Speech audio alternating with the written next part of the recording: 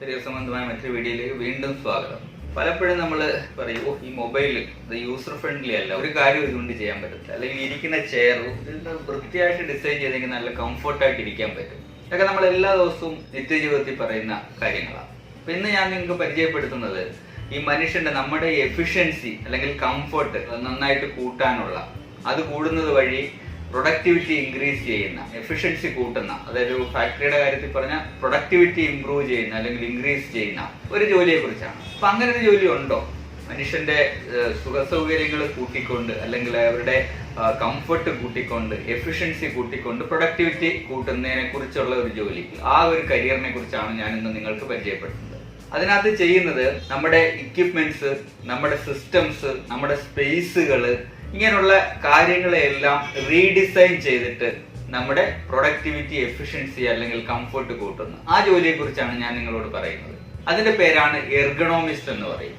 എർഗണോമിസ്റ്റ് അവർ ചെയ്യുന്നത് നമ്മുടെ സിസ്റ്റംസിനെ എല്ലാം, അല്ലെങ്കിൽ നമ്മുടെ മെഷീൻസിനെ അല്ലെങ്കിൽ ഇക്വിപ്മെന്റ്സിനെ അല്ലെങ്കിൽ നമ്മുടെ സാഹചര്യങ്ങളെ എല്ലാം റീഡിസൈൻ ചെയ്തിട്ട് അതുവഴി നമുക്ക് കംഫർട്ട് ഉണ്ടാക്കി നമ്മുടെ എഫിഷ്യൻസിയും പ്രൊഡക്ടിവിറ്റിയും കൂട്ടുന്ന ആ ജോലിയാണ് എർഗണോമിസ്റ്റ് എന്ന് പറയുന്നത്. അതാണ് ഞാൻ ഇന്ന് നിങ്ങൾക്ക് പരിചയപ്പെടുത്തുന്നത്. ഈ വീഡിയോ ഇഷ്ടപ്പെട്ടാൽ ദയവായി ലൈക്ക് ചെയ്യുക, സബ്സ്ക്രൈബ് ചെയ്യുക, ഷെയർ ചെയ്യുക. അപ്പൊ എന്താണ് എർഗണോമിസ്റ്റ് എന്ന് നമുക്ക് നോക്കാം.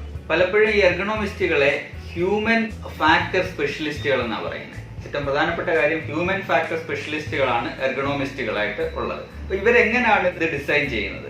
സയന്റിഫിക് റിസർച്ച് വഴി, ശാസ്ത്രീയമായ പഠനം വഴിയാണ് ഒരു എക്യുപ്മെന്റിന്റെയോ മെഷീന്റെയോ അല്ലെങ്കിൽ ട്രാൻസ്പോർട്ടിന്റെയോ എഫിഷ്യൻസി കൂട്ടുന്നത്, അല്ലെങ്കിൽ അത് സേഫ്ലി ആണോ വർക്ക് ചെയ്യുന്നത്, അത് ഉപയോഗിക്കുന്നുണ്ട് മനുഷ്യന്റെ ഹെൽത്തിന് എന്തെങ്കിലും ഇഷ്യൂ വരുന്നുണ്ടോ, അല്ലെങ്കിൽ മനുഷ്യന്റെ കംഫർട്ട് എന്തെങ്കിലും പ്രോബ്ലം വരുന്നുണ്ടോ, ഈ കാര്യങ്ങളെല്ലാം റിസർച്ച് വഴി കണ്ടുപിടിച്ചിട്ടാണ് ഈ എർഗണോമിസ്റ്റുകൾ ഇതിനെ റീഡിസൈൻ ചെയ്യുന്നത്. അപ്പൊ അതുകൊണ്ട് എപ്പോഴും എർഗണോമിസ്റ്റുകളെ പ്രത്യേകമായിട്ട് പറയുന്നത് ഹ്യൂമൻ ഫാക്ടർ സ്പെഷ്യലിസ്റ്റുകൾ എന്നാണ്. അപ്പൊ ഒരു സംശയം തോന്നാം, ഏത് കോഴ്സ് പഠിച്ചാൽ ഈ ജോലിക്ക് കയറാം? നിരവധി കോഴ്സുകൾ പഠിച്ചാലും ഈ ജോലിക്ക് കയറാൻ പറ്റും. ഉദാഹരണം പറഞ്ഞാൽ സൈക്കോളജി തൊട്ട് എഞ്ചിനീയറിംഗ് വരെ ഉള്ള വിവിധങ്ങളായ സ്ട്രീമുകളിൽ ഒക്കെ പഠിച്ചാലും നമുക്ക് ഈ ജോലിയിൽ പ്രവേശിക്കാനായിട്ട് സാധിക്കും. ഇപ്പൊ എൻട്രി ലെവലിൽ ഒരു ജോലിക്ക് മിനിമം ഡിഗ്രിയാണ് ആവശ്യം. അത് കഴിഞ്ഞ് എൻട്രി എർഗണോമിസ്റ്റ് ആണെങ്കിൽ, അല്ലെങ്കിൽ സീനിയർ ലെവൽ എർഗണോമിസ്റ്റുകൾക്ക് മാസ്റ്റേഴ്സും ആൻഡ് PhDയും അങ്ങനെ നിരവധി വിഷയങ്ങളിലുള്ള അറിവുകൾ ഈ എർഗണോമിസ്റ്റ് ആയിട്ട് നന്നായിട്ട് ശോഭിക്കാനായിട്ട് സാധിക്കും. വരും നൂറ്റാണ്ടിന്റെ ഏറ്റവും പ്രധാനപ്പെട്ട, ഏറ്റവും ബെസ്റ്റ് ഒരു കരിയറാണിത്. ഇന്ത്യയിൽ ഇത് എമർജ് ചെയ്ത് വരുന്നതേ ഉള്ളൂ. പക്ഷേ വിദേശ രാജ്യങ്ങളിൽ എർഗണോമിസ്റ്റുകൾക്ക് നല്ല ഡിമാൻഡാണുള്ളത്. ബേസിക് ആയിട്ട് ഏത് വിഷയങ്ങൾ പഠിക്കണം, ഒരു സെറ്റ് ഓഫ് വിഷയങ്ങൾ അറിയാമെങ്കിൽ നമുക്ക് നല്ല രീതിയിൽ എർഗണോമിസ്റ്റുകളായിട്ട് ശോഭിക്കാൻ സാധിക്കും. ഒരു സംശയം തോന്നും, എർഗണോമിസ്റ്റ് എന്ന് പറയുന്നത് ഇപ്പൊ ഒരു കോമൺ ജോലിയാണോ?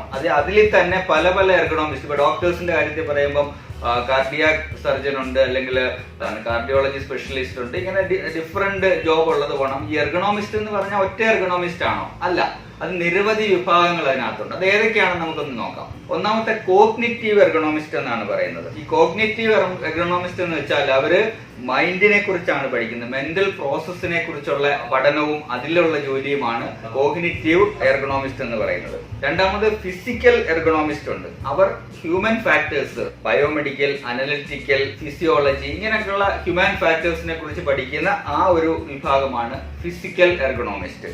മൂന്നാമത്തെ എഞ്ചിനീയറിംഗ് എർഗണോമിസ്റ്റ് അല്ലെങ്കിൽ എഞ്ചിനീയറിംഗ് സൈക്കോളജിസ്റ്റ് എന്ന് പറയും. അവര് ചെയ്യുന്നത് ഒരു ടെക്നോളജി അല്ലെങ്കിൽ ഒരു സിസ്റ്റം, അതിനെ ഓപ്പറേറ്റ് ചെയ്യുന്ന ആ പ്രോസസ്സിനെ കുറിച്ച് പഠിക്കുകയും അത് ഹ്യൂമൻ ബിഹേവിയറിൽ ഉണ്ടാകുന്ന മാറ്റങ്ങളെ കുറിച്ചൊക്കെ പഠിക്കുന്നതാണ് എഞ്ചിനീയറിംഗ് എർഗണോമിസ്റ്റ് എന്ന് പറയുന്നത്. ഇനി നാലാമത്തെ ഒരു വിഭാഗം എന്ന് പറയുന്നത് ന്യൂറോ എർഗണോമിസ്റ്റ് ആണ്. അഞ്ചാമത്തത് ഓർഗനൈസേഷൻ എർഗണോമിസ്റ്റ്, ആറാമത്തത് സോഫ്റ്റ് എർഗണോമിസ്റ്റ്, ഏഴാമത്തത് മെഡിക്കൽ ഡിവൈസ് എർഗണോമിസ്റ്റ്. ഇങ്ങനെ നിരവധി എർഗണോമിസ്റ്റുകളുണ്ട്. അപ്പോൾ ഓരോന്നിനും ഉള്ള ക്വാളിഫിക്കേഷൻസും വ്യത്യാസമായിരിക്കും, അവർ ചെയ്യുന്ന ജോലിയും വ്യത്യാസമായിരിക്കും. ഇപ്പൊ നമ്മൾ ഈ പറഞ്ഞ 6 തന്നെ ഡിഫറെന്റ് ആയിട്ടുള്ള ഏരിയകളുടെ ഒരു മേളനമാണ്. പല കാര്യത്തിലുള്ള അറിവുണ്ടെങ്കിൽ ഈ ഇതിൽ നന്നായിട്ട് ശോഭിക്കാനായിട്ട് സാധിക്കുന്നതായിരിക്കും. ഇനി എർഗണോമിസ്റ്റ് ആയിട്ട് നിരവധി പബ്ലിക്, പ്രൈവറ്റ് സ്ഥാപനങ്ങളിൽ ജോലി കിട്ടും. അതല്ലെങ്കിൽ കമ്പ്യൂട്ടർ കൺസൾട്ടന്റ് ആയിട്ട് ജോലിയിൽ കയറാനായിട്ട് സാധിക്കും. ഹോസ്പിറ്റലുകളിൽ, യൂണിവേഴ്സിറ്റികളിൽ, റിസർച്ച് സെന്റർ ഇൻസ്റ്റിറ്റ്യൂട്ടുകളിൽ, യൂട്ടിലിറ്റി കമ്പനികളിൽ, മാനുഫാക്ചറിംഗ് കമ്പനികളിൽ, പ്രോസസ് കമ്പനികളിൽ, safety health advisers, safety health അല്ലെങ്കിൽ കൺസ്യൂമർ കമ്പനികളിൽ ഇങ്ങനെയുള്ള നിരവധി സ്ഥലത്ത് ഈ പറഞ്ഞ എർഗണോമിസ്റ്റ് ആയിട്ട് ജോലി ലഭിക്കും. കാരണം ഇതെല്ലാം മനുഷ്യന്റെ കംഫർട്ട്, എഫിഷ്യൻസി, പ്രൊഡക്ടിവിറ്റി ഇംപ്രൂവ് ചെയ്യാനുള്ള പല വിഭാഗങ്ങളാണ്. അതിന്റെ സിസ്റ്റംസ്, ട്രാൻസ്പോർട്ടേഷൻസ്, മെഷീൻസ്, എക്യുപ്മെന്റ്സ്, ഇങ്ങനെ നിരവധി വിഭാഗങ്ങളിലുള്ള ഇംപ്രൂവ്മെന്റ് വരുത്തുന്നതിന് വേണ്ടിയിട്ടുള്ള ഒരു റിസർച്ച് ജോലിയാണ് ഈ എർഗണോമിസ്റ്റ് എന്ന് പറയുന്നത്. നിരവധി സംശയങ്ങൾ ഇപ്പൊ മനസ്സിലുണ്ടായിരിക്കും നിങ്ങളുടെയൊക്കെ. ഏത് കോഴ്സ് കറക്റ്റ് ആയിട്ട് പഠിക്കണം, എവിടെ പഠിക്കണം, എത്ര വർഷമാണ് ഇതിന്റെ കാലാവധി, എന്ത് സാലറി ലഭിക്കും, പഠിക്കുന്നതിന് എന്ത് ചെലവ് വരും, ഇന്ത്യയിൽ പഠിക്കാൻ സാധിക്കുമോ, വിദേശത്ത് പഠിക്കണം, നിരവധി സംശയങ്ങൾക്കുള്ള ഉത്തരം വരും വീഡിയോകളിൽ നമുക്ക് തരാനായിട്ട് സാധിക്കും. കരിയർ സംബന്ധമായ മറ്റൊരു വീഡിയോയുമായി അടുത്ത ആഴ്ച വീണ്ടും കാണാം. Good bye.